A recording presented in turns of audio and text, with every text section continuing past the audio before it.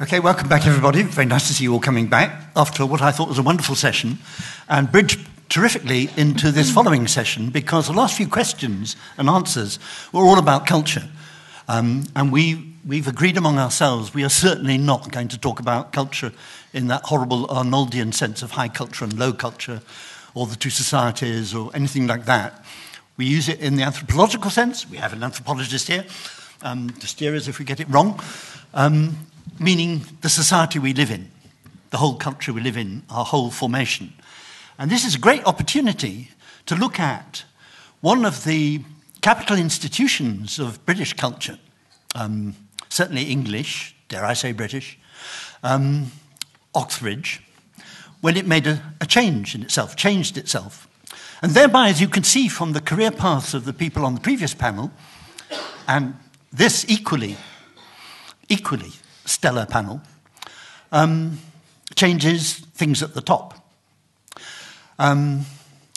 So that change, the going mixed of the colleges, which, to correct the master's historical introduction, started with a change in the royal statute, or royal, what's it called, charter, appointing this college in 1966. The wording had to be changed then, so that then all the committees could get to work safely to organise for the admission of women. So it took 6 years.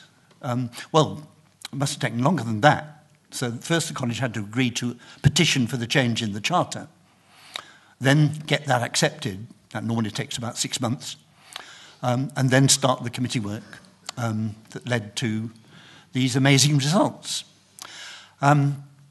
There's another bridge that we can exploit, I think, because it was in the 60s that Marshall McLuhan taught us that the media are the message, that the means we use to communicate with each other in our societies form us. They are not just neutral instruments. They're using that instrument, as Shakespeare said many years before Marshall McLuhan, the dyer's hand subdued to what it works in. It leaves its mark on the person using it.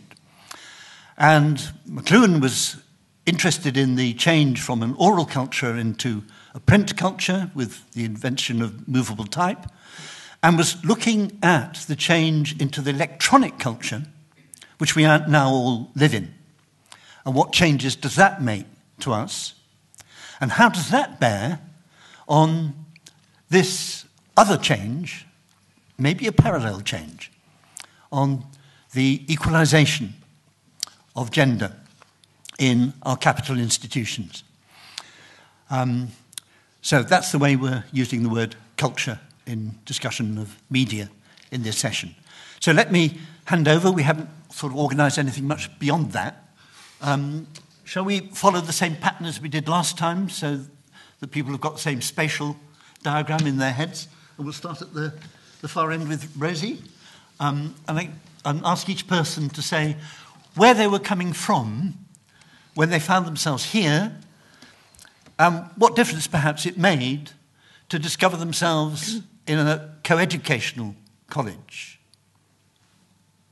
Rosie, kick off. Hello, I'm Rosie. In 1973, I came here to read law, and I'd come from Coleraine High School for Girls on the wild and woolly north coast of Northern Ireland, girls-only grammar, which had been fantastic for my academic confidence, actually, not least because when I spent my third year in sixth form, I got to have one-to-one tuition with the headmistress, Margaret Lilly, to get me here in Spanish.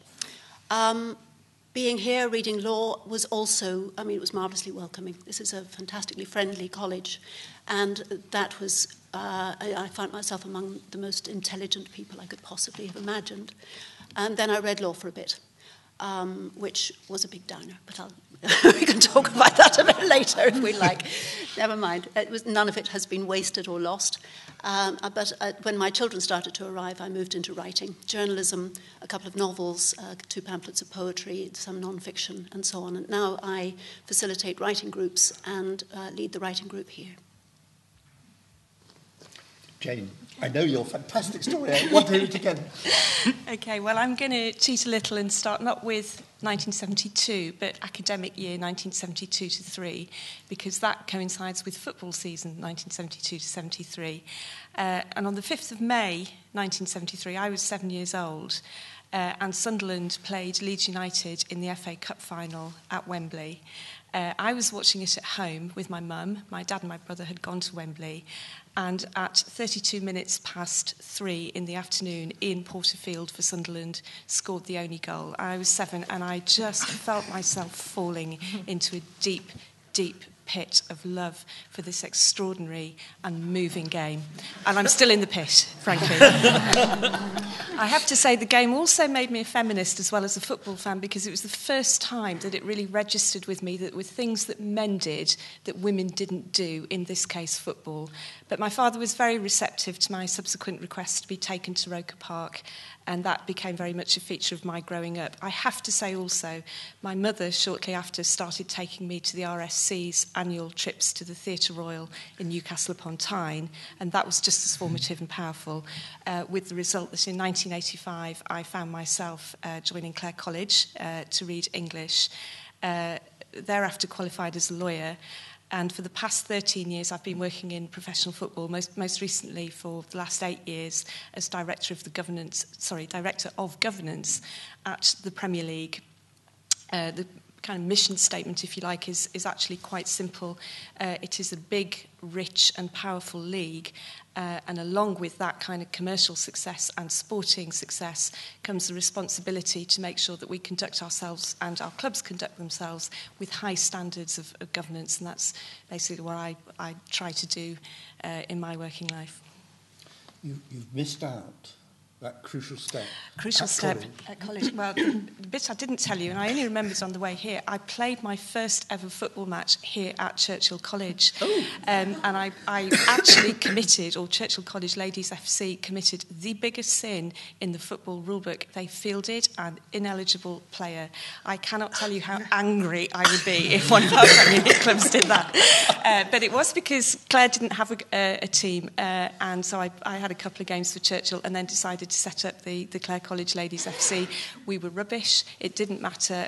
We had a whale of a time. It was, and remains to this day, one of the great pleasures of my life to introduce so many young women who'd never played football to it, and hopefully converted some of them into fans for life. Great.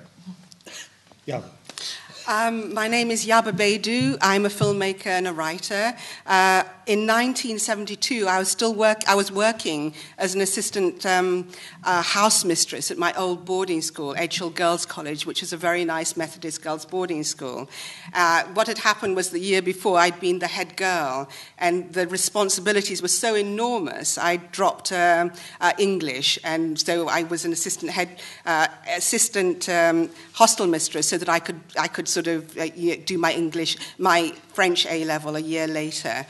I came to Cambridge, to King's College, to read English, and changed after about a term because I didn't like the English course.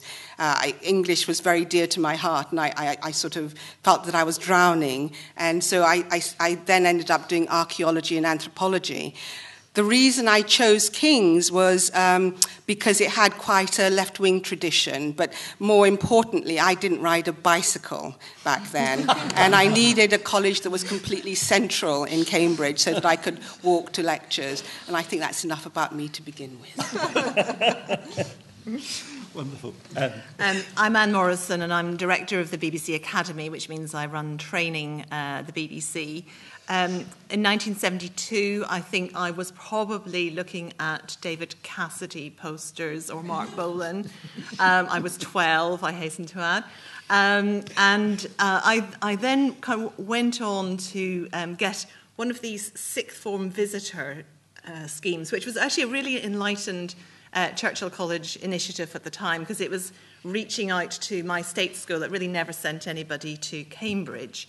And I got to visit the college and spend a few days here, and then subsequently applied to it. And I think one of the big factors for me was the fact that women had started here in 72, and this was then 78, because I just kind of wanted it not to be an issue and for everything to be kind of quite established and not to be in the first intake of women into a previously all-male college. So it actually was an influence on me. And thinking back to 72, you know, my career in the BBC has seen kind of such a change in the media. You know, 72 we had a phone, which was in the hall because, you know, that was where you could speak to people on the phone without disturbing the rest of the house, and it was nice and central. You know, compare the sort of mobile telephony today. There were 3 channels. So we've got BBC One, BBC Two, and ITV. And, you know, you could actually put programmes on. We subsequently did a series called Prisoners of Conscience, which were 10 minutes. And you could hammock those, so-called, between popular programmes because there was no remote control. And so people literally would not get up from their seat and walk over to the television for the sake of a 10-minute programme and change the channel. And anyway, there was not much else on anyway. So my career has kind of seen this just massive explosion of channels, transformation of the medium, which I decided to join after Churchill, using all of those practical criticism sessions that I'd done, because I did English with Tim as my director of studies, and doing practical criticism with Tim was actually a brilliant preparation, may I say, for all the analysis of programmes which had to take place afterwards. And I think it's no accident that we have an awful lot of people in the media from humanities, arts and humanities. We could actually do it with a few more from sciences, because we want to make a lot of science programmes, and sometimes people are trying to grapple with scientific concepts. Bizarrely, Yaba and I started on the same day, on the same training scheme in the BBC. We were general trainees together, although we hadn't known each other at college at all. We were actually at the same interview. We were. Yeah, on the same day we were both interviewed. Exactly. Well, I'm very glad that Anne made that comment, because to make these panels interesting, one always needs some disagreement and some tension. And so one of the main things I want to say is why I'm struck that I disagree with the idea that so much has changed over the last 40 years. Because actually, when I reflected on, as I was asked to do for this panel, on what I was doing here in 1972 and what was going on there, what struck me is how remarkably little has changed. And this is something that I'd been thinking ever since I came up to Cambridge, actually, in 1970, how little has changed during my lifetime in comparison with the lifetimes of our parents. When I came up here in 1970, or say 1972, if we thought 40 years before that to 1932, the Second World War had not happened. Nobody had heard of the Holocaust. Nobody knew about Hitler. Nobody knew about nuclear weapons. Television had not even been invented. People were still crossing the Atlantic in steamships. The world changed so much, and I became more aware of that than ever before when I came up to Cambridge, because I realized what an easy, fortunate, and comfortable life I had in comparison with my parents, who came from Central and Eastern Europe. My father came from Poland. My mother from Russia. They were both Jews, and most of their families and friends had been exterminated during the war. Now, moving forward 40 years to today and looking back, it's actually remarkable how similar our lives are to the way we lived in the 1970s. And again, I was more struck by that than ever before when my children started going to university about, I guess, 6 years ago. My youngest child is now in his last year. And if we think back to 40 years ago, what was the difference? Well, in those days, people were watching Monty Python. Now they're watching Ricky Gervais. In those days, people were playing on pinball machines. These days, they're playing computer games. In those days, people watching, many of them still black and white TVs. These days, they watch on their iPads or their computers. But really, our culture has changed remarkably little, in my view, in our generation in comparison with the ones before. But then, listening to the discussion just before this, and I'm nearly finished, it struck me that perhaps that was a reflection of my rather unusual position on this panel, my gender. For men, really, the world has changed very little. For women, on the other hand, the world really has dramatically changed over the last 40 years. One of the reasons I ended up in Cambridge, I was actually brought up in Australia, was my mother was a scientist, and she was working for the scientific research establishment of the Australian government. She'd been working there for 7 years, and after 7 years she was told that her contract could not be extended any longer because there was a government policy that women were not allowed to be employed in senior positions in the government if they were married. Single women were allowed to work for the government, and men were allowed to work in the government, but it was considered unreasonable and unfair on the married men who were the breadwinners for the government to employ women, and she left Australia in disgust, and we came to Britain for that reason. So I think women's lives obviously changed, and also student life has changed dramatically. Not life in general, but student life.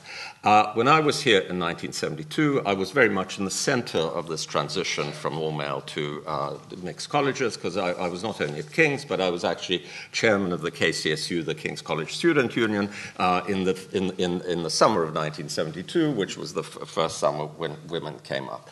Now, and I was reflecting back to what kind of student life we had in 1972. Well, of course, we were all convinced that these were the happiest years of our lives, and we all knew, just by looking around, that we were in the most beautiful place in the world. What did we therefore do? We spent all our time protesting and demonstrating against what was going on, about every aspect of it, one of which was the gender separation. In 1972, in the winter of 72, there was a massive sit-in in the old schools, which was such a big event that within 2 months the university had launched an inquiry led by Lord Devlin with Lord Alexander, who then became two of the leading judges in the country to analyse what was going on, what were the causes of this sit-in. But before they'd finished, there was a second sit-in, which happened by the end of 72. And the interesting thing is, what were the subjects of those sit-ins? This was at the time of the Vietnam War, miners' strikes, blackouts all the time. The subject of the first sit-in was that students should have the right to do a dissertation instead of an exam for their economics finals. And the second sit-in, amazingly enough, was about the idea that the university should set up a creche for its female postgraduate students. And the slogan, I'm embarrassed to say, of that sit-in was, "We want a nursery in this university." It didn't even rhyme. So in that sense, I think student life has changed a lot, because our children who are students today don't feel that same sense of protest. They don't feel the same need to turn society upside down. I think it probably makes student life less fun, but it's probably partly to do with the absorption of half the population who really had been excluded until the early 80s with Mrs. Thatcher from the mainstream of British life. I'd better stop there. I've talked for too long. Thank you. Great. I'm Sally Angel. I'm an independent television producer. I spent quite a lot of time at the BBC, but I would definitely describe myself as a child of the TV generation. Like Anne, I grew up with television, and in 1972 it was shaping my worldview probably as much, if not more, than books. But the TV that I grew up with was very different to the sort of television my kids watch now, and particularly the way they watch it. As Anne said, we had 3 channels and 1 television set, as opposed to my kids, who will now watch hundreds of channels in very different ways on different television sets, in tablets, in their bedrooms, on their own. They'll pause programs, download box sets. They have amazing choice. But in those days, the 3 television channels that I got to see really shaped my worldview. And I was growing up in a small northwest London suburb in a family that was quite old-fashioned, with a father who didn't really think women should work or even have a career. I was the first person in my family to go to university, and also the first of my school, which was an all-girls day school, to go to Oxbridge. When I got here, it was quite a shock, I suppose, to be surrounded by a sea of cagoules and northern accents and very, very clever scientists. But I think it was being in this minority that actually was really helpful for me and helped me to get used to being different and to think unconventionally, and mixing metaphors a bit, I suppose, to be comfortable being in at the deep end without a map, which has been quite a useful tool for my TV career. I think the other thing that was very useful for me was coming here and leaving when I did, because in 1982, when I left, Channel 4 was just about to start and TVAM was around the corner.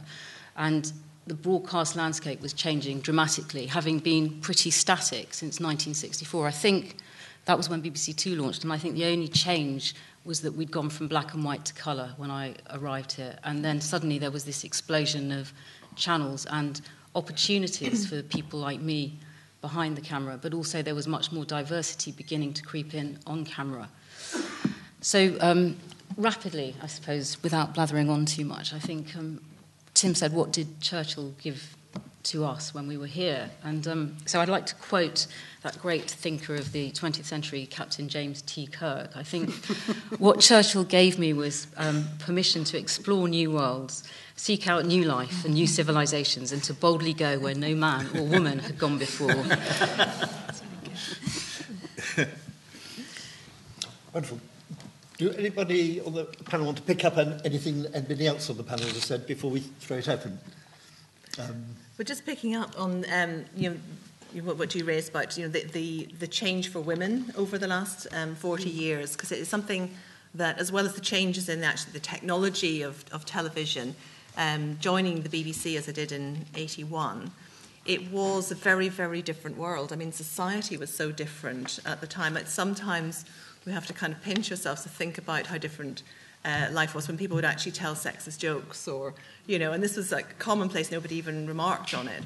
And I remember then I worked for a sort of range of different women who were of a previous generation and who were, had joined television before I was. And they had really had to be the pioneers. And it had been really, really tough for them. And they'd generally sacrificed, a marriage or a partner. They certainly didn't have children. They were quite tough cookies. They had to be super tough in order to survive in a very male environment. And they weren't the easiest always to work with.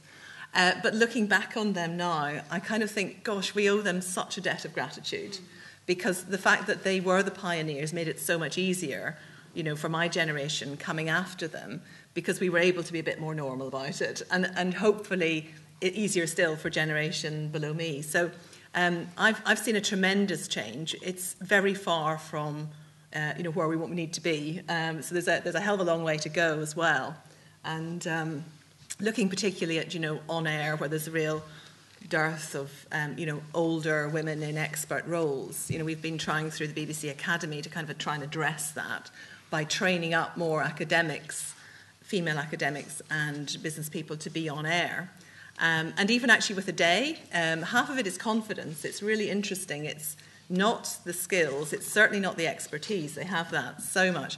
But it's very often when we ring up a woman to appear on air, she'll say no, and she'll recommend a less qualified male colleague. Mm-hmm. And so this has been so frustrating. And then, on top of that, you get editors wanting to use the tried and tested people that they've had on before, usually male. So this is sort of compounded into, sometimes we've had 9 times as many male experts on our channels as female, which is, simply not acceptable. So anyway, we've been training women up, and actually they've gained so much in confidence at the end of the day, in quite any easy sort of stages. So we've trained 150, and we've got over a third of them on air as a direct result of the training, which is fantastic. So, but it just demonstrates how far there is to go yet before we don't have the sort of elderly authoritative man and the young woman there as kind of eye candy. And I think that's been a bit of a tradition. It's not just about the BBC, it's across the media, actually, across broadcasting. But I think the real signs of change are happening now. I'd like to pick up on what Anatol was saying, just to add to the tension, the disagreement, in the sense that I think when I came to Cambridge and when I was growing up, I lived at a time when the welfare state was considered a good thing. I think what's changed dramatically over the course of my life is that ideologically now we're much more sort of in a state which is very critical of the state and what the state can do. And I wonder whether the period where I was here at Cambridge was actually just a tiny window where it was considered good that Devon County Council actually paid for me to come to Cambridge because my parents couldn't get money out of Ghana, and that it was considered that the National Health Service in and of itself was considered a good thing, and that whether things have changed, well, very dramatically, I think, ideologically overall, from that period where there was so much more social mobility in Britain thanks to the post-war changes that had been put in place by Attlee. Can we go to Rosie and then Jen? Okay.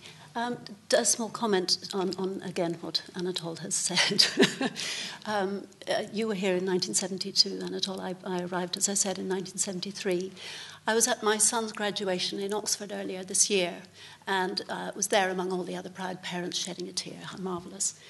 And I found myself also being deeply moved at the sight of these wave upon wave of these magnificent young women coming forward to graduate, as if it was the most natural thing in the world, which it is.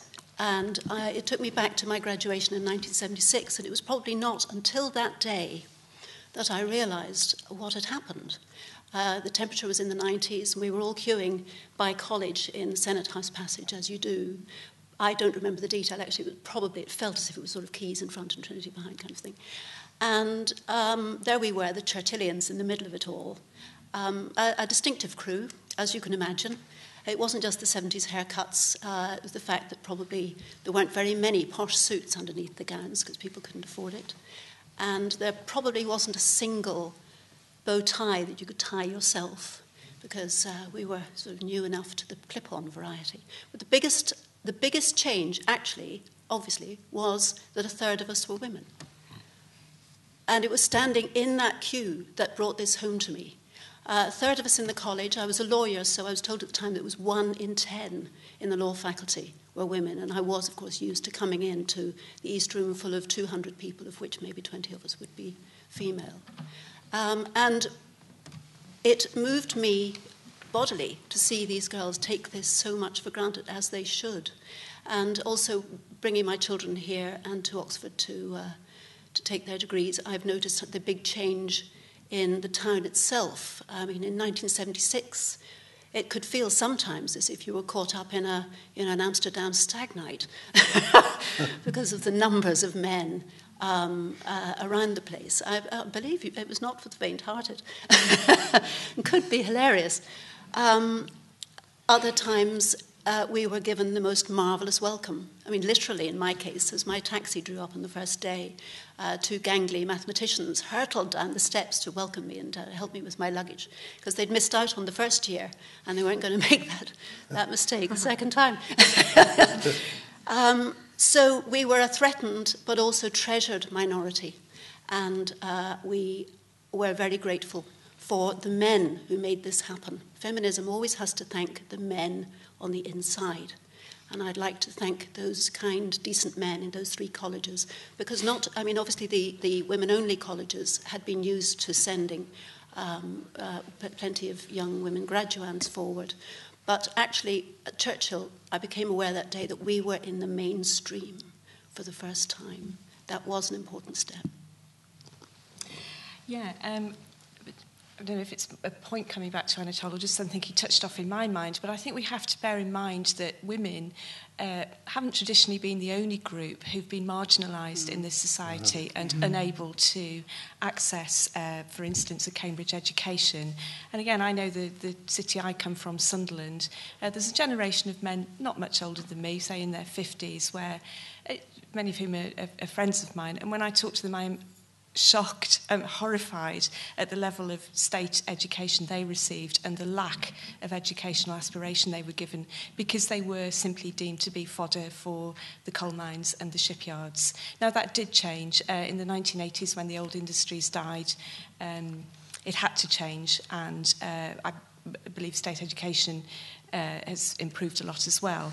But they were similarly excluded, and I know that if anybody had suggested to them in their teen years, or anybody had suggested to their schools, well, have you thought about going to university?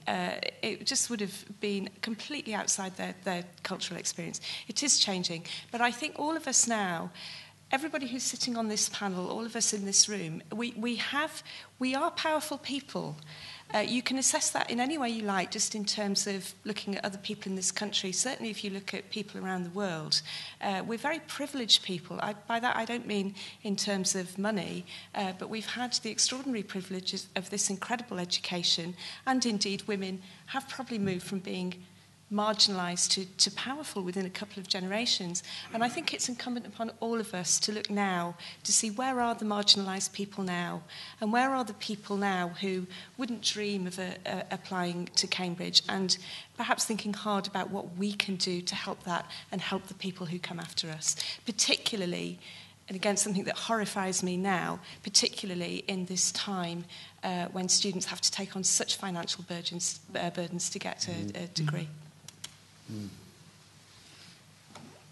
Well, that's the panel talking to itself. Let's throw it open to the floor.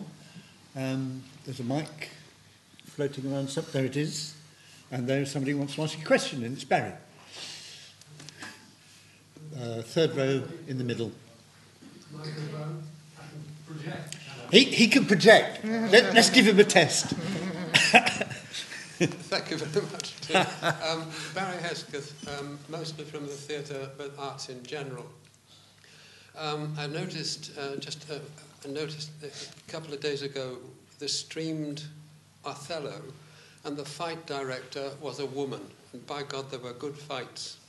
What I wonder about is that this week, round about now, my grandson Nathan is taking up his first steps into a degree course in Newcastle University, Leadership in Business.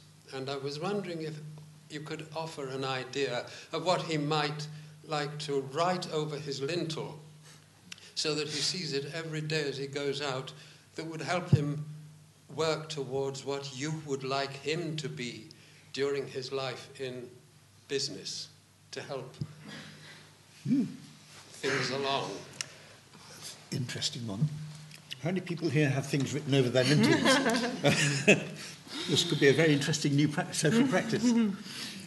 But I'll do a quick you answer. Yeah. Well, it's connected to Cambridge. When you, I think, take the train, again, from the north to Cambridge, and you come by Peterborough, I can't remember if you take the train or drive, you pass a cottage which has it has a message written above its lintel. And the cottage was built, as I understand, by some of the Dutch engineers who drained the fens. And the message is, forgive me if I don't get this quite right, but the message is "Niet zonder arbeid," which I understand translates as "nothing without work." And it's a kind of grim Protestant work ethic message, but it's kind of true. Niet zonder arbeid. Okay. I've got one here as well, which is a Buddhist saying, I think, and it's about I would say about being committed but not attached to the outcome, and I think that's really important in terms of being a woman in whatever you're doing, but also one could take that out into the wider world, I think. Thank you.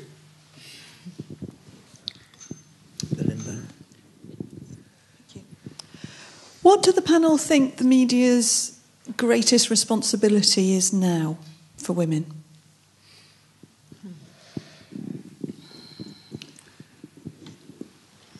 Is anybody leaping forward there?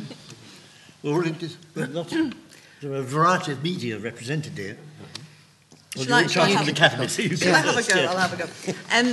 I think there's a huge responsibility of the media for people, including women, which is about reflecting society fairly and with impartiality, and also enriching people's lives. I mean, I still think the sort of inform, educate and entertain, which is the BBC's mantra, is a really good one.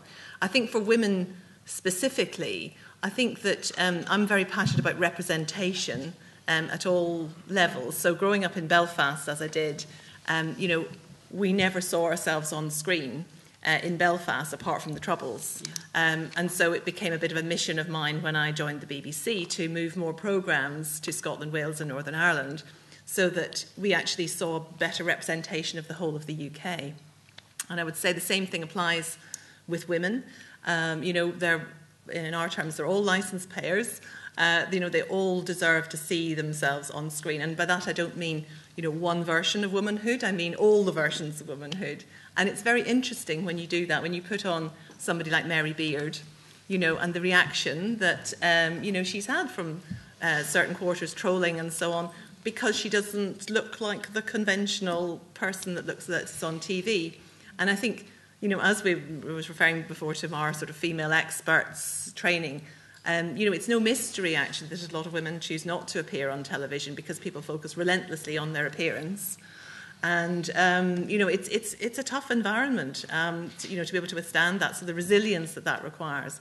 But I think we just have to kind of keep forging on, make sure older women are there as well as younger women, and women from all backgrounds. I mean, I think that all diversity are issues sort of merged to a certain extent. It's just as important to me that we have people from all social classes, across the UK and indeed the world, and ethnicity and so on. So making sure that all of that is represented, I think, is a really crucial thing. But I think sometimes there's a tendency to think the women issue is sorted, that was kind of done a while ago, and it's really not. So I think we all have to keep redoubling our efforts on that front.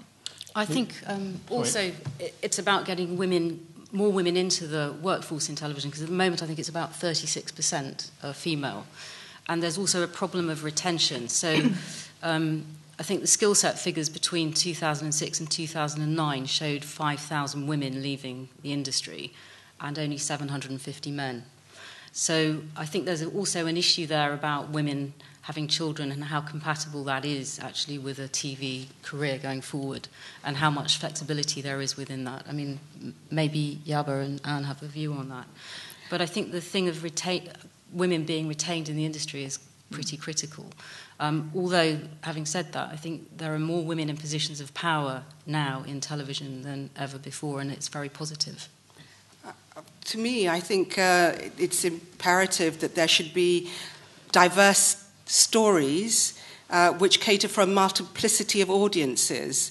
And I think it's important that different ethnicities should be involved in producing these stories. I've just come from Ghana, where I was attending a forum of African women in cinema, and what struck me was just how hungry people are to tell different stories which are not being catered for. This is on the African continent.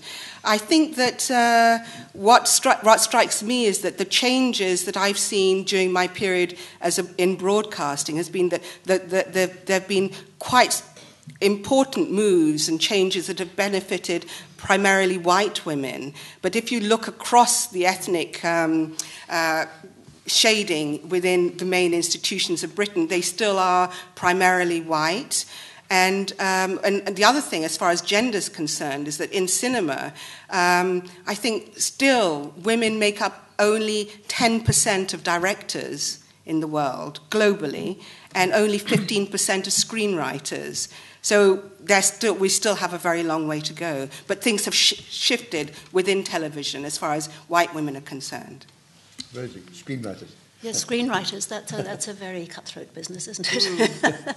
And in the private world of writing fiction, you'd think that fiction is a woman's world very often. And in contrast with my legal career, I'm now, I work with a female agent and female publisher, and well, except for Dennis in Lapwing in Belfast, who's my poetry publisher, bless him.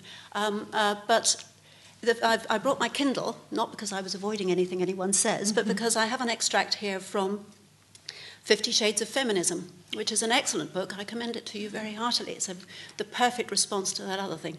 And in it, Kate Moss says that 60% of novels published each year are by women, 70% of novels across the board are bought by women. all publishers and chains of shops know that women are the main reading market. But fewer than 10% of novels shortlisted for major literary awards are by women. Later, I saw something about how, within the literary prize world itself, still only 12 out of the 105 authors who've won the Nobel Prize for Literature are women. And 15 women since 1969 have won the Man Booker. So it's a question not just of confidence, but of being noticed.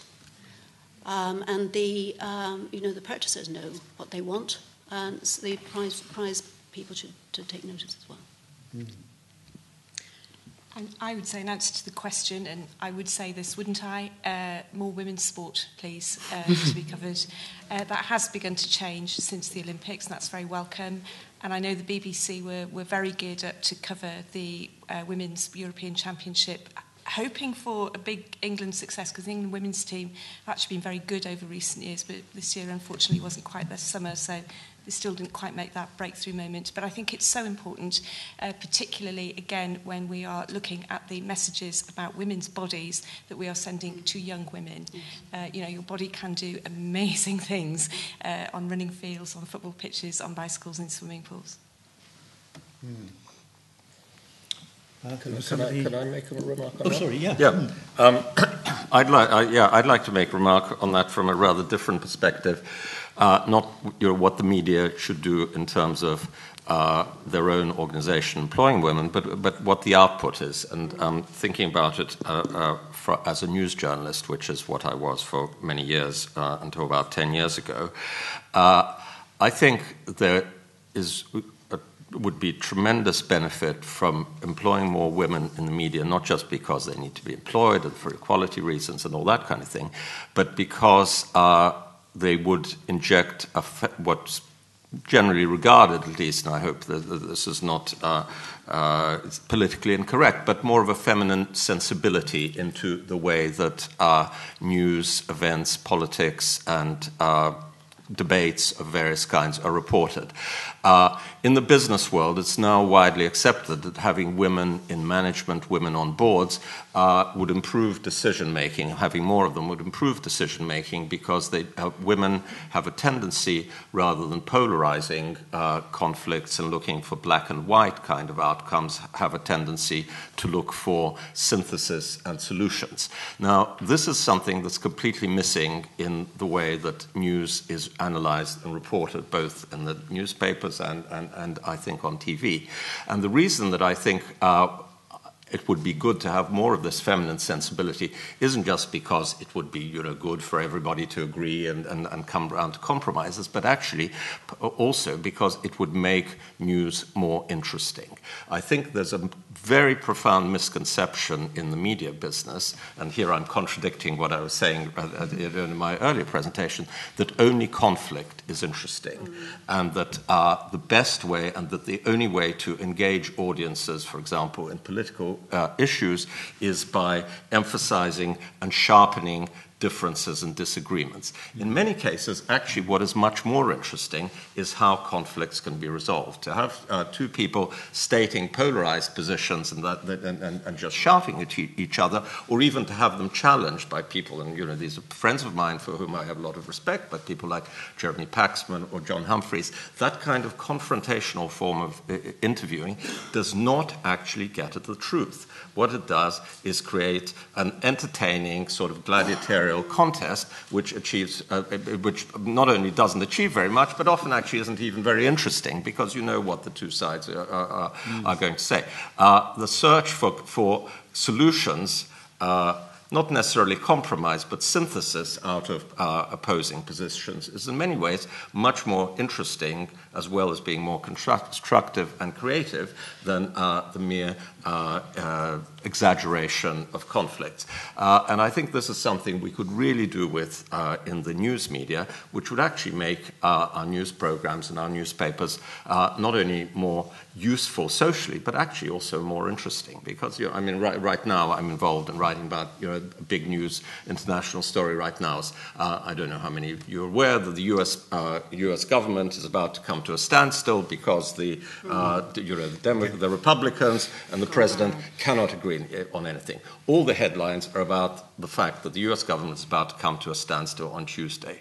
There's actually a 99% chance that the US government will not come to a standstill on Tuesday, because at the very last moment, 1 minute to midnight, a compromise will be worked out. Now, what would be interesting to me as a reader and somebody who's very professionally engaged in this, both as a journalist and also now that I'm involved in the financial markets, what would be far more valuable to us would be a description of the various options whereby a solution could be reached, rather than a description of the entrenched positions, which actually we all know about. Same sort of thing is going on now, between Iran and, one can see it all over the place. So I think that sort of problem-solving feminine sensibility is something that the media could really do with. There was somebody on that side, I think. Yeah. Actually, it's quite interesting because I had the question which Anatole just talked about, that in business world these days, they're talking about women on board, and there's a big initiative and there are studies, McKinsey studies and all, which says it's not about just doing the right thing, it's about doing the proper thing, because we do need women to have a voice, because it's very important to get that side of the story, because they are actually bringing something very complementary to the table, that from the traditional mindset. And the same thing I was saying, that it's missing in news media, and is there something that is being done, because it's not just about showing 50% of the population not being represented. It's more about actually getting the appropriate minds, like skills and the attitude on the table. That's even more important. And so basically my question is gone, because I feel like I'll let the other panelists opine on that is there some progress being made in the news, in the media world about it, because business world is definitely thinking about it now. I don't know how much stride they would make or how fast, but they've certainly started thinking about it. And the second thing I was saying is, in just another comment quick, like just coming from India, there's a lot of stories, like there's a lot of things in media about issues about women, violence against women, and there's a debate going on. Of course, there is objectification of women in media that people say is leading to it, but on the other hand, isn't media just a reflection of society? So till we change our own mindset, and in families, and in how people are, in how we raise families, or in how education takes a whole view about it, I think just to blame media for showing something is probably not right, because media is going to show what people are going to watch. So just comments, because my couple of comments.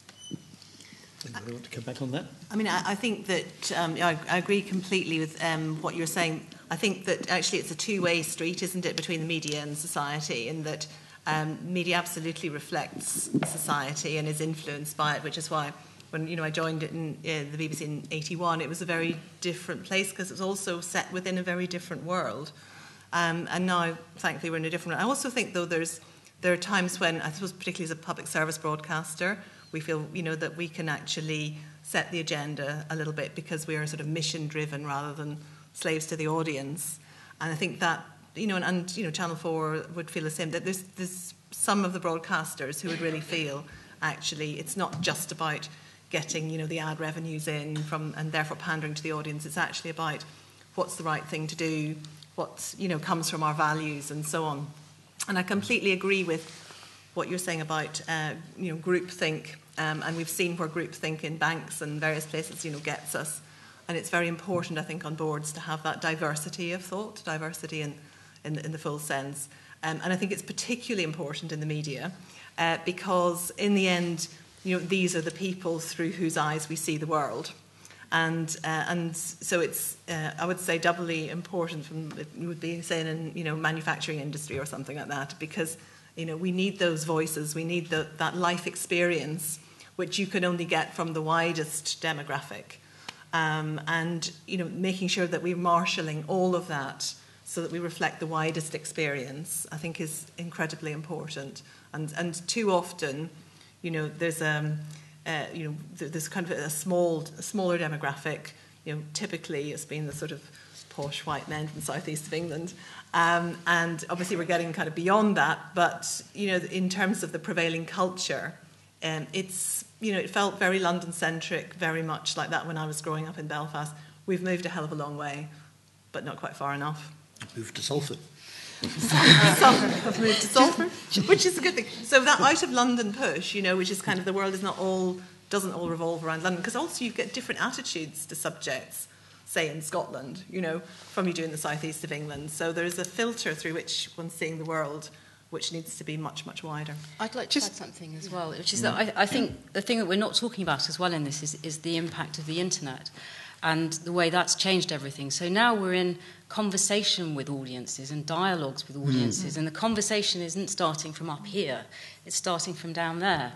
And it's very different now. I mean, television's making these nods towards having a red button and you can interact with the programme, but actually there's amazing stuff going on from all sorts of people, and there's a much more democratic way. We're all publishers and broadcasters now. We can all have our say. And I think that's very different from how it was, certainly even 5 years ago.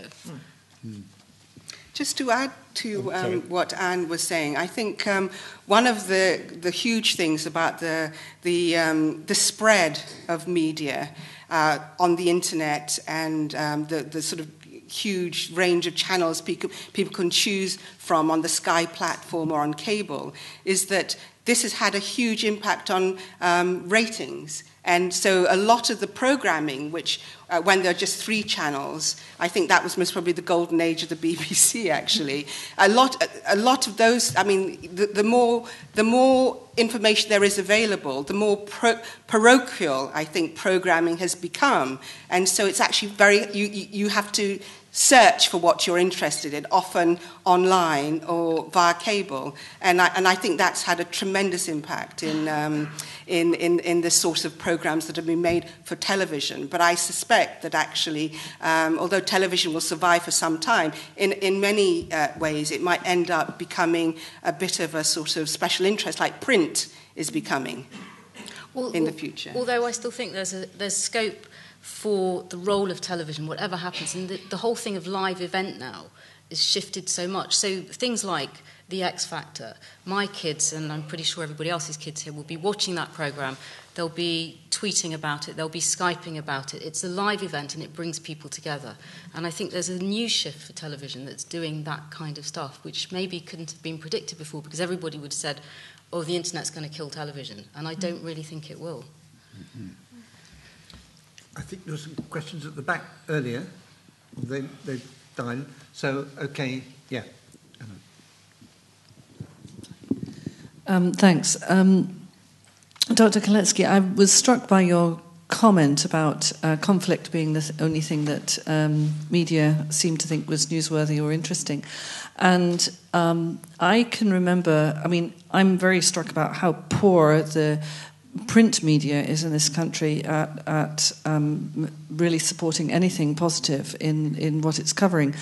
And I'm interested in the fact that the regional newspapers that I grew up with used to celebrate the most ridiculous little things all the time, and yet it gave a sense of community and support, which, interestingly, coming back to something Jane said, when the Olympics was on in London, and basically the news was full of Olympics headlines.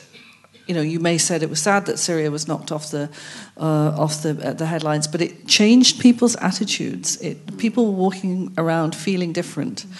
So my question to you is, what can the media do in either structure or content to figure out how to bring forward celebratory and positive news stories to headlines rather than the constant, fodder that we now have, which we need to know about, but that I don't want to be, it's not the only thing I want to digest. Shall I answer that?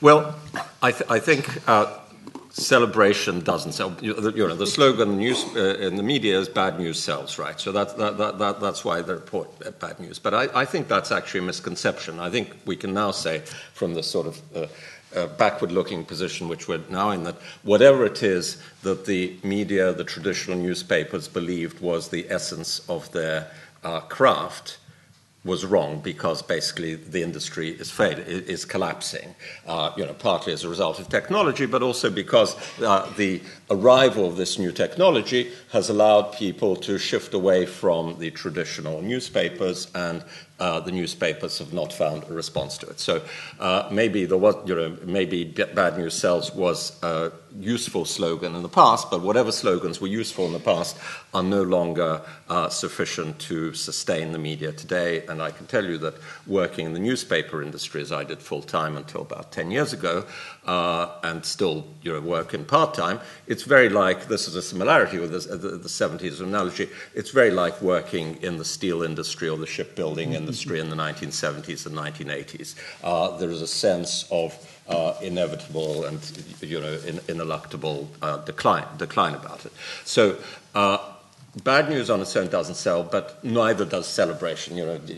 Granny is 110 years old, doesn't really sell either. I think what could potentially sell, and this is what I was trying to drive at, is how problems. What are the mechanisms, what are the interesting mechanisms and unexpected mechanisms whereby various really quite serious problems might or might not be resolved, and how those solutions vibe with each other? Because there has to be a sense of competition, there has to be a sense of tension to make people interested in a story, whether it's a news story or a novel or a TV documentary or whatever. The first question one always asks, in the documentary business is, what's the dilemma? There's got to be a dilemma, there's got to be a tension.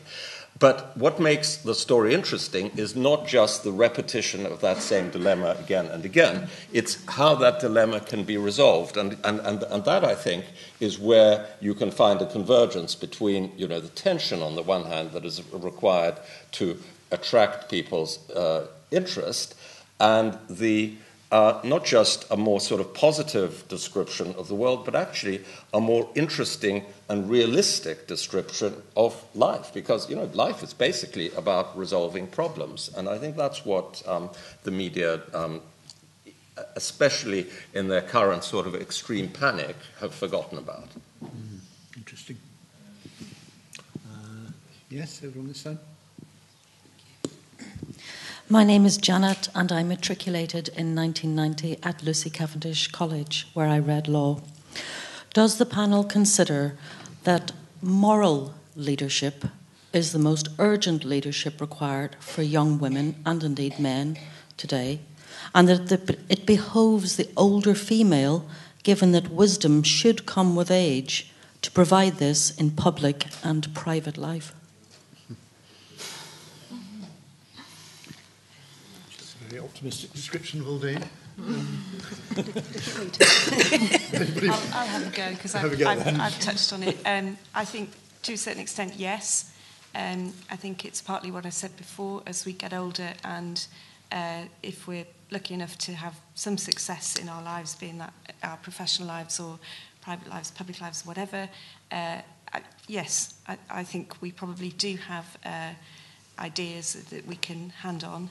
And I do strongly believe we do need to look at those who will come after us and help them. I don't know about moral leadership. I think, I'm not here to bang the drum for all our, student funds at the 4 colleges, but I'm going to bang it a little bit because it is important. So sometimes it's material help rather than moral leadership. But I do think, and I'd be interested in others' views on this, that women are now reaching powerful places, and I'd be interested to know if any of the other panel members have done a mental shift in their own heads where you kind of move from thinking, not I'm a victim, but I'm an outsider, to actually, I'm not just an insider now, but I'm somebody, a bit of a high up on the inside.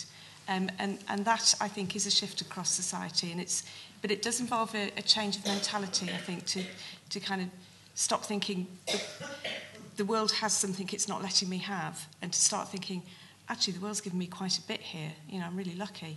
I don't know what anybody else thinks. I think that's true, and I'm sure Anne will have something to say about this, but I think companies having mentoring schemes is absolutely essential. And I know when I was in the BBC, that was just beginning, and I left a few years ago, but I think it's probably gone from strength to strength since then. And I think however that happens, it should be spread out more. No, well, we do a lot in terms of internal coaching, and a lot of that is about inspiring, hopefully, women and men at earlier stages of their career. I do quite a lot with women in film and television to kind of encourage women within our industries, also through BAFTA. And I think those of us who have got to some degree of power and influence in our respective industries, I think there is a bit of an onus on us to encourage, support, help develop, women who are at earlier stages of their careers. Whether I'd describe it as moral leadership, I suppose moral leadership for women has often been to tell them not to do things, in the past traditionally. And so that phrase has a kind of unfortunate ring to me. But in terms of, yes, enabling women to maybe set their sights a bit higher, maybe to, think they can do things that they might originally think they couldn't do. Absolutely, I think that's part of our role. Yeah, I feel a bit ambivalent about the term moral leadership as well. But if by moral you mean passing on advice like cherish all that you hold dear, then I think, moral leadership is in order. And I'm sort of, the other day I read an interview with Cathy Newman of Channel 4 News when she was talking about a doctrine which is advocated by the boss of Facebook, Sheryl Sandberg, which is called leaning in, which means that young women should assert themselves and be quite sharp-elbowed in the workplace. And I think techniques as to how to stand your ground and to advance yourself are very useful for younger people. And also passing on skills in my situation, I think that's very important, yes. Could I put in a brief word about on this one about fiction, please? First of all, moral wisdom comes in all shapes and sizes, and it's not just the reserved for women. And moral leadership, I would like to say, comes in the form of sitting alongside our own children at one end of the spectrum to being Angela Merkel. It covers all of it. And where does fiction come in this? Well, I read Steven Pinker's Better Angels not long ago, Better Angels of Our Nature, where he points out that over the last 1,000 years in particular, we have become remarkably less violent. We are not all settling everything by murder and war, like as if we're extras on Game of Thrones all the time. And I sat up in bed at the point where he said that a lot of this, that there was a major step in this progression when it came to literacy. And in particular fiction, which takes us right down deep into the mind and life of someone entirely different from us. And there have been so many, Tim, you know far more about this than I do, so many great novels which have changed society, which have taken on particular difficulties, from Black Beauty to Water Babies to anything by Dickens or Tolstoy. And in the present century as well. So that is a route for moral leadership all around. Yes, there was, Hello, Elizabeth McWilliams, matriculated at Churchill 92. One of the audience members touched on the wide-scale objectification of women in the media, and Anne has talked about how women, with the media spotlight upon them, find it very hard to escape being judged on their appearance. The panel may be aware of the campaign at the moment for the No More Page 3, that is growing and has been, constantly growing over the past year, in which the campaigners are asking the editor of the Sun newspaper to stop running the feature of the topless woman on its third page. And they're very clear that they're not asking for any parliamentary ban, but just saying this is now anachronistic in our culture. So far, all three of the main party leaders have made it very clear that they would not support any legislation, any parliamentary ban on that.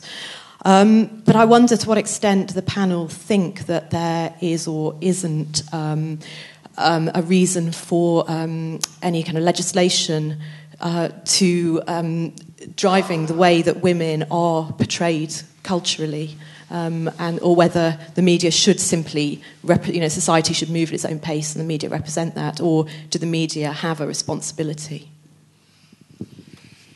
Who wants to go first? On that one. I'm not sure I have an answer to that, but my bigger concern is the availability of pornography on the internet, actually, which is completely unpoliceable. So in a sense, that seems like a tiny issue, although clearly it's not, but I think it's a much bigger question. I could make a remark of that, not about pornography on the internet, but about the page 3, the specific issue. Maybe it's not exactly answering your question, but has relevance to it. The News Corporation, which I used to work for when I was on the Times, tried to introduce an equivalent of page 3 in the United States when Rupert Murdoch bought the New York Post, which was the struggling tabloid newspaper in New York, and thought that he could do with that, perform with that the same miracle of profitability and transformation that he performed with the Sun in the 1960s in Britain. And one of the first moves was to introduce pictures of topless women. I think it was on page 6 of the New York Post. And it completely flopped. It completely failed. It was not socially acceptable in the United States back in, I guess this must have been the late 80s, early 90s. It was not acceptable in the United States to have page 3 type pictures in a daily newspaper, even a down-market tabloid daily newspaper, although, of course, the most extraordinary sort of hardcore pornography was available, in a different context in the United States, and has always been much freer and less censored there than in Britain, at least until recently, But interestingly enough, the sensibility of the American public about newspapers didn't extend to having nude pictures in newspapers, and in the end they had to abandon it, and partly as a result of that, the New York Post was a flop. They never actually managed to build up the New York Post, and it's probably going to be closed down soon. But I think what that suggests, that does perhaps reflect, that you're onto something important, because in the United States, despite, in many ways, a much more extreme objectification of women, as you say, in the netherworld of pornography and all that kind of thing, obviously far greater strides have been made by the women's movement towards gender equality in business and work and so on and so forth. And perhaps this is somewhat symbolic of that. Interesting. I think trying to change attitudes to page 3 is almost easier than what I see daily in the Daily Mail, which is a real hatred of women. And my response to your question would have been, surely when there are more women working in the industries, this will be more beneficial to women. However, many of the journalists in the Mail who are actually being most vitriolic about women, the shapes of their bodies after they've been pregnant, how quickly they've transformed back into anorexic waifs, veins on women's hands, especially the more glamorous the woman, the more veins she appears to have, veins in her legs after she's wearing those extraordinarily, stupendously high heeled. Many of those journalists are women. So I don't know how you can challenge that hatred. And the readers are women. The Mail has by far the largest female readership. Yeah. So I think it's very complex, and I don't know what the straightforward answer is. False consciousness. Yeah. Behind Linda. Yeah. Vivian May from Clare, 1972, medic. But do you think there's been a general dumbing down of media and culture over the last 40 years, such that we're left with, obsession with appearance and celebrity culture rather than actually ideas? You ask a little girl what she wants to be, and she wants to be a footballer's wife. And that's it. I mean, I would say that there's been a kind of explosion of the media in all different directions, so that there's so much more choice than there used to be. So you've got, BBC4, which is anything but dumbed down and has, lots of very erudite programmes. That's available there. That's a choice that one can make. But certainly there are an awful lot of programmes, some of them depressingly popular, which are, catering to different audiences. And in a way, we've moved from, the BBC sort of put out there what it thought was good for you, and that was what you got for your licence fee, into something where now the audience makes that choice. And a lot of those channels and a lot of those programs are very driven by audience demand. So if people weren't watching them, they wouldn't be, continuing. So it's really the explosion of choice is how I would describe it, rather than an overall dumbing down. I think we've sort of wised up in one direction, and probably others have dumbed down in other directions. It's gone in all directions at once, if you see what I mean. Sorry. Mine's just a quick one. Can I just say, I know some footballers' wives and they're really nice people. So.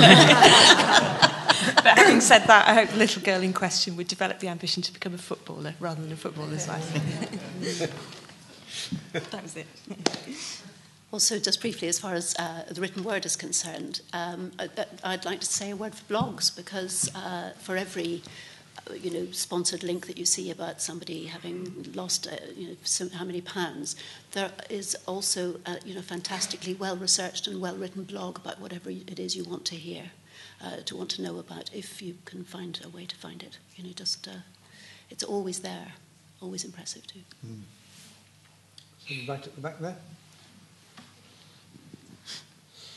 Hi, just following on from some of those questions, does the panel feel generally optimistic about the future of the progress of women in society and in professional and academic? Or do you think there is a danger that the younger generations coming through are perhaps a bit complacent about what's been achieved, and guarding against that, like you're saying about women working in journalism, writing those stories? Do you think that maybe some of the younger generations have forgotten how far we've come, and that there's still a little bit of, that you need to be vigilant against that creeping back again? Or are you just optimistic that things are just going to keep getting better? And I'll start with my sort of industry or profession, if you like. That of kind of highly professionalised sports administration is still quite young. It's really only existed in this country for 10 to 15 years, but there are a lot of women in it, of which I'm one, and a lot of women in the senior management of many sports. But one of the things I've noticed now is there's a few MBAs springing up with a specialisation in sports management and sports business, at some very good universities, and these are very good courses. But the students on them tend to be overwhelmingly male. And they are going to be the future sports administrators and football administrators. And I'm curious as to why young women aren't choosing those courses as a postgraduate option. Because my generation of sports administrator, that's not how we got into it at all. A lot of us just sort of tumbled into it by accident, or we were qualified as lawyers or accountants or whatever. So I can only speak from that one rather narrow perspective and example, but it does make me wonder if young women are, well, if the message has got through that certainly in my field, sports, it is absolutely open to everybody. It's very inclusive and welcoming. But then I guess, while there are some women who feel as passionately about sport as I do, and therefore as passionately as any young man, they're probably still in the minority. And it's the young men who are following their passion and trying to work in their field of passion. But certainly I'd like to see more women actively trying to look at how to work in sport. I get contacted a lot, by young people saying, how do you get into it? And again, I'd like to see more women doing that. I mean, I am overall optimistic, maybe by nature as much as anything else, that I think we have a critical mass of women who've reached positions of power. And it's not to say that they're all going to exercise that power for the benefit of other women, but enough of them, I think, will and should to make it a bit easier as it goes on. I think it's quite easy for young women to grow up just assuming that everything is very equal. My 20-year-old daughter, when she was younger, because she'd never sort of encountered much prejudice, just thought all this rubbish about feminism was just a bit overstated. And actually, when you grow up like that and then you first meet outrageously sexist attitudes, I think you're more outraged as a result than if you'd have been expecting it all along. So she's, now sort of leading light of the feminist society and so on. So it's quite interesting. I don't think women will put up with as much now. the assumptions are different. And so I am optimistic about the future. I'm less optimistic in some other ways about diversity, in that I think in order to join the media now, you very often have to work 4 months, unpaid, and which is therefore privileged. Few, can join. University fees we've talked about, and so on. So I worry about a narrowing demographic in other ways, which we're doing lots to see if we can counter by making new entrants as diverse as we can. But there are forces working against us there. But I think on the women issue, I think we'll get there. It's never as fast as you want, but I think we've made enormous progress over the last 40 years, and I think it's actually accelerating now, the pace of progress, I would say. I think I'm not very optimistic, partly because what I was saying earlier, that period when I grew up in Britain, 60s, 70s, was a period when there was a sense that people should have equal opportunities and that the state had a role to play in that. I think now we're living in an increasingly unequal society, and it's not just in Britain, but it's all over the world. The inequalities in the country where I come from originally, Ghana, are much worse now than when my father was growing up, when he had state scholarships to go to school and then to study medicine in Britain. So I think it's going to be very much hard, unless you're of a particular class with moneyed parents who can afford universities and can afford for you to have a 4-month internship working for nothing. I think life is going to be very difficult for women. And the poor, yeah.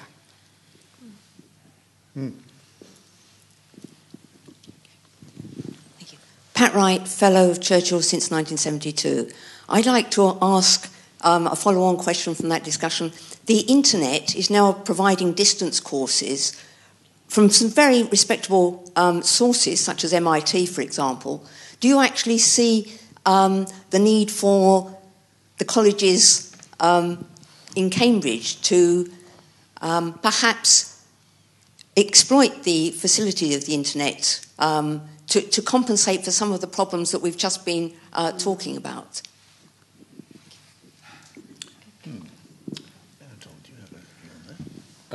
Well, I have a sort of indirect view on that, which relates to what I might have said to the previous question as well. I think I'm somewhere between Yaba and the others in that I'm optimistic about the fact that women now have as much education and as much educational opportunity as men. And if anything, one can anticipate 10 or 15 years from now, the big problem in society is that girls' education is progressing much faster than boys. That girls are doing better at school, they're getting better results, they're more diligent. And so not just the educational opportunities, but the educational outcomes are actually turning out to be better and better for women relative to men or boys. But there is a paradox, because outside of a relatively small number of professions, you see a situation more like that in sports, where you see maybe some women going in, but for instance in finance and even in law, you see a lot of women going in their 20s and early 30s, but you see very few women in senior positions coming through there. And so in order for women to get into senior positions across the board of society, and therefore to reflect what is now probably their superior education and their superior potential. So it's a great loss that women don't get to those senior positions. I think the nature of a lot of work and a lot of institutions is going to have to be restructured, because the reason that women don't progress up these career ladders is often because the institutions are too rigid. Somebody in the previous panel made the remark about part-time work. Part-time work, or if part-time work were available, or in the financial sector, if you were allowed to work only 40 hours a week instead of 70 hours a week, during that crucial period of transition in your late 20s and early 30s, maybe more women would stay in it. Same with doctors, for example, who are made to work ridiculously and unreasonable hours. So these institutions will have to be changed. And I think that universities, as somebody mentioned in the previous panel, are also an example of that in academia, more opportunities will have to be created for academics to work part-time, to take career breaks, to go in and out of research and teaching. And I think the internet could make a contribution to that. But I don't think institutions are analysing or considering considering gender equality in that sort of broader sense. All they're talking about is, how many women do we take in, at the entry level, rather than what are the real obstacles for them, against them rising up. But I do think that online learning has a role in this, in that, in the BBC Academy, we do a lot of our educational resources are online, and that means that women can look up those resources, when they're up at night feeding the baby, or whenever suits them. It also has the advantage of you don't have to reveal your ignorance. You can it's between you and your screen, and you can look up things that maybe you feel you should know but don't. But it fits around you in a way. And I think that the MOOCs and the massive open online courses, I think there's a very interesting area there, which I think is kind of still in its early days, and we need to see how it develops. And the whole issue of qualifications and the credibility of those courses is a very open one, I think, at the moment. But if they worked, and if that really was something which could spread easily across the world, that could be a tremendous thing, not just for women, but for everyone who's disadvantaged and not able to get to a sort of illustrious institution like this one. But actually, could I just add one thing? I know I've talked too much, but one of the reasons I think women often can't rise up is because many women, the female sensibility I was talking about, many women regard their personal lives as being far more important than their jobs, and they are right to do so. And until institutions, including universities, including the BBC, recognise that actually one's private life is more important than the BBC, it's more important than the Times, it's more important than the university, I think that's where the obstacle lies. Although I would say that the women in the industry are better qualified than the men and still earn less. So there's something funny going on. Can I just add something on the internet? I mean, it's an interesting question, and I'm sure there are plenty of people in this room who are better qualified to answer it than I am, because they work for the university. But for someone who's sort of stepped outside and not been involved in higher education for many years now, it seems to me it could offer the opportunity for an utter revolution.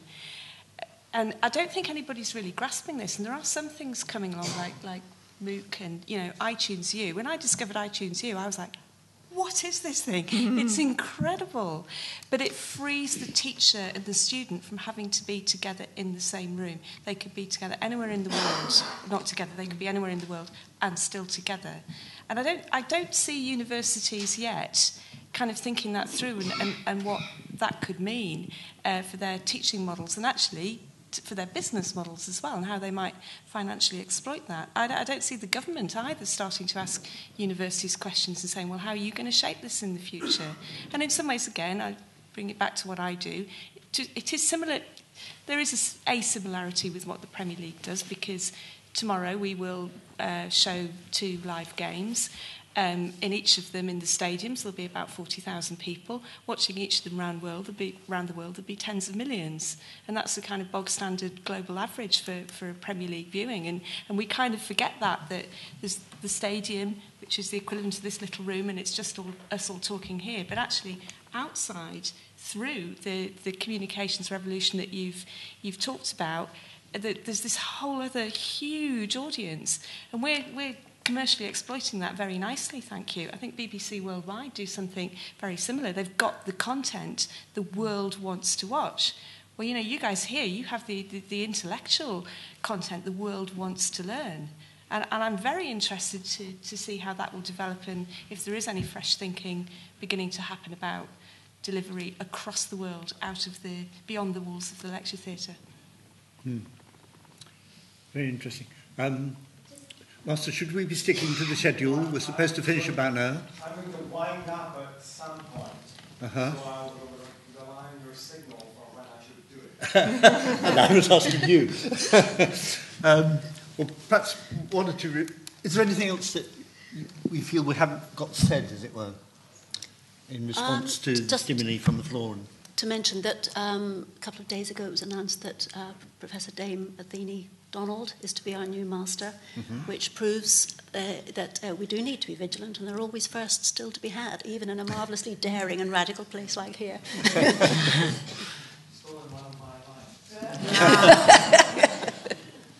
Well, we've revolved very interestingly around quite a lot around institutions. This institution, as part of a larger institution, the university, which is physically in a place. Another big institution, the BBC. So many people here have been to a second university for their postgraduate education. And now that is formalising in the BBC in an actual academy. That word's interesting. Academy originally in Athens was a grove of trees. I wish we had one. You can go, son. And though the centrality of those institutions, picking what Anatole said about the decline of the printed press, is all changing because of electronic media.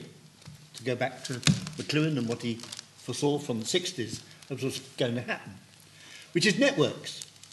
Networks where people assemble communities on the net. They don't have to be all in the same place and at the same time. The residential requirement of this university, which is a fierce one, which binds everybody from the master through the fellows to the undergraduates. You've got to be resident here, physically. Do we want to keep that? Or do we want to embrace the net in some way? It would make a very, very radical change. You used the word revolution. It would be like that. Well, that would be, as it were, a response of the very solid institutions we've got, which have worked very well for us in the past, to a complete change in the technology of communication. And that's something we've been able to think about thanks to our panellists today. So, Master, over to you to close us down. Thank you ever so much. Just, should I take a microphone? I don't think my words are really worth it for posterity. This is really just by way of thanks to all the panellists and all involved in this. It's been incredibly stimulating afternoon, completely absorbing. For me, the time has flown, and it's right from the beginning. I was thinking about the first question, wasn't it, was about gender issues in toys, and there I was when I was at Loughborough as Vice-Chancellor. Alumni in Singapore were going to have a themed evening on cowboys, and I went to one of the huge local toy stores asking if I could have a cowboy hat and a gun belt. Well, of course, they didn't have anything like that. The gender bias in the store was quite extraordinary. It was just completely colour-coded. The girls' stuff was all pink, huge row, and the boys' stuff was all khaki about the army and guns and the rest of it. Quite extraordinary. So through from that to the kind of issues that we had, well, for example, the dumbing down of the media. I mean, what I would say from a scientific point of view, my own impression is actually the coverage of science in the organised media is fantastic, actually, compared with what it used to be. You talked also just latterly about women administrators in sport. Well, when I was at Loughborough, I came in contact with, they were formidable people. And I mean, I could say, I'm going on too long, but forgive me, I've got to say, I mean, one of my personal view is that if you look at the success that we had in Beijing and in London, I think that the person who single-handedly actually had most, was most behind that, whose hand was most on this, was actually a woman called Sue Campbell, who was chair of UK Sport, because she brought the excellence to the sports organisations, which was absolutely needed and completely unsung. So, one of my closing remarks, I obviously missed a trick because I think Athene isn't here. She was here for the first session, but I'm obviously delighted that my successor coming in next September is Athene Donald, the first female master of this college. And I'm developing a great track record there, except I don't think I'll have another paid job because my successor when I was Vice-Chancellor at Loughborough was also a woman. So anyway, I don't think it was anything to do with me, but I'm truly delighted by that. I finish in my general comment on, and I hope it's not dumbing it down, but as we have been speaking, of course, the football results have, for the first time, been read to great acclaim by a woman. So I think, but I finish on the serious note of thanking everyone. I think the panels have been absolutely terrific. Thank you very much, the chairs as well, and to Livia and the whole team for organising this session. It's been really, really stimulating. Thank you all very much. Thank you.